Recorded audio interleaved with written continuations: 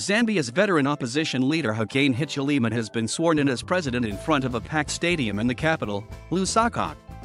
His election has raised the hopes of his counterparts in other African states that they too can overcome state repression and one day rise to power. During a long political career that saw him fail in 5 previous bids to become president, Mr. Hichilema was brutalized, tear-gassed, and even detained for a traffic offence in 2017 that was deemed treasonous after his convoy failed to give way to the motorcade of outgoing President Edgar Lungu. But in an extraordinary reversal of his fortunes, the man once declared an enemy of the state will be sworn in as Zambia's 7th president after defeating Mr. Lungu in their latest election on August 12.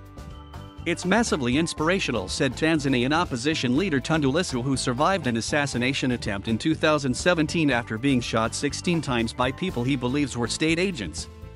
"Zambians have shown us it can be done, no matter what they put us through, no matter the odds," he added. Mr. Lissu lost last year's election to the late President John Magufuli, which he alleges was rigged. He later fled the country as security officers planned to arrest him. Some of his colleagues in the Chadema party, including Chairman Freeman Mbowe, were briefly detained. In May, Mr. Mbowe was charged with terrorism-related offenses. His supporters say he is facing political persecution for campaigning for a new constitution. According to Tanzanian opposition politician Zitto Kabwe, only a new constitution that guarantees the independence of the Electoral Commission will ensure the opposition has a fair chance in the next poll. In Zambia, the institutions of democracy seem to be responsive to people's will than in many parts of Africa. The fact that the army, the police, the intelligence services, the Electoral Commission would allow the will of the people to be superior is a very strong message sent to the African continent, he added.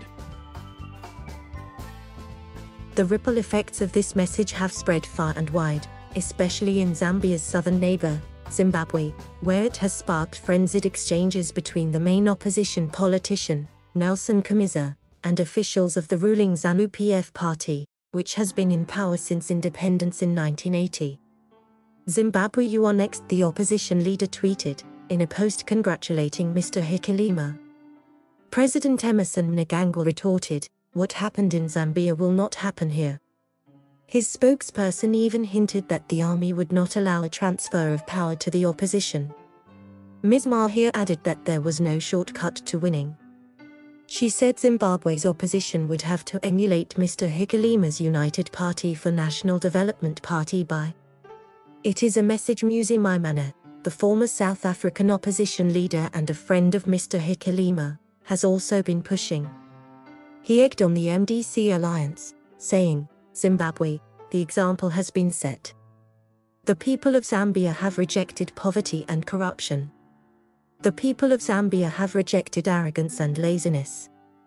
They have chosen a future worth working for," Mr. Maimane added in his message.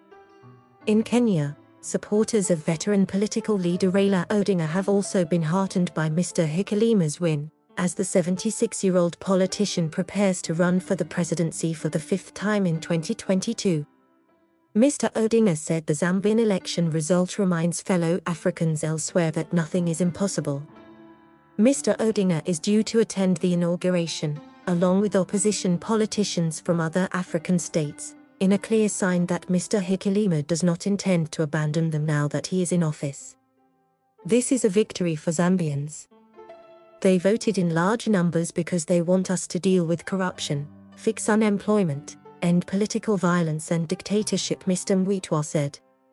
Observers also credit Mr. Hichilema, 59, for broadening his appeal amongst the youth, a key constituency that nicknamed him Bali, slang for father, because of his focus on issues they could relate to. "We are not masters of the people, we are their servants," Mr. Hichilema tweeted after he was declared the poll winner. The post sparked a lot of reaction from across the continent. However, some caution that they have previously seen other new leaders portrayed as liberators only for them to turn into tormentors once in power. Zambians and others across Africa will be watching closely.